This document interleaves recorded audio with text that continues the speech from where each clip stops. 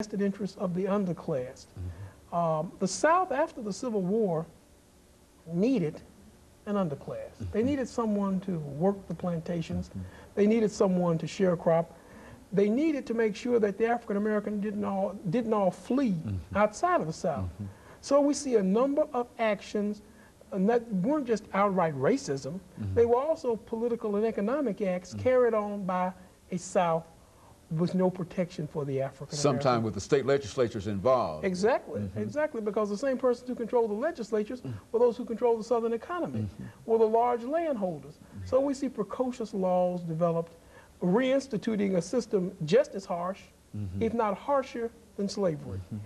Certainly the experience of the African American in the South after the Civil War and in the United States between 1860 and 1900 demonstrated the importance of having the vote and exercising the vote. Once you lose control of that vote, then you have no real voice in government. You have no voice to select people who will protect you. You have no voice to select people who will enhance your position in a nation. Well, and so Dr. Mitchell, essentially, are you saying that as long as Africans were able to participate in the politics of the South during that period shortly after the war up until the time that they were eliminated in 1890, that they had some influence, influence enough to, in a real sense, control legislation, at least deal with legislation. That's right, that's right. But once they were removed in 1890, and they will be removed until 1960, they no longer have any kind of influence, and segregation comes out. They become victims.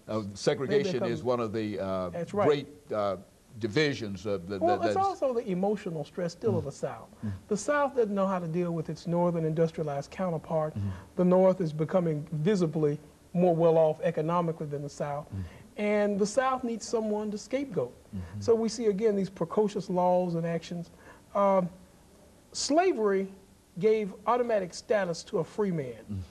Any free man was better than a slave. After slavery, we see the beginnings of institutionalized racism, not just in the South, but certainly in the South. So status is accorded based upon race. The previous advantage that had been enjoyed in freedom was now acquainted to race. So we begin to see the concept of racism, the white superiority, based on nothing but race. You know.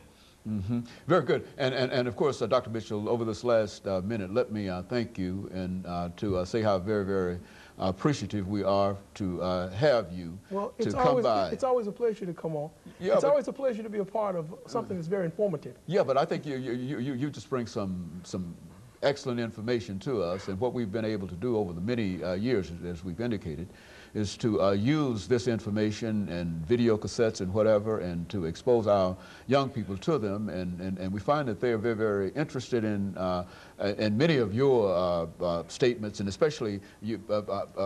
I really wouldn't want to leave without saying something about the Fisk Jubilee Singers, the story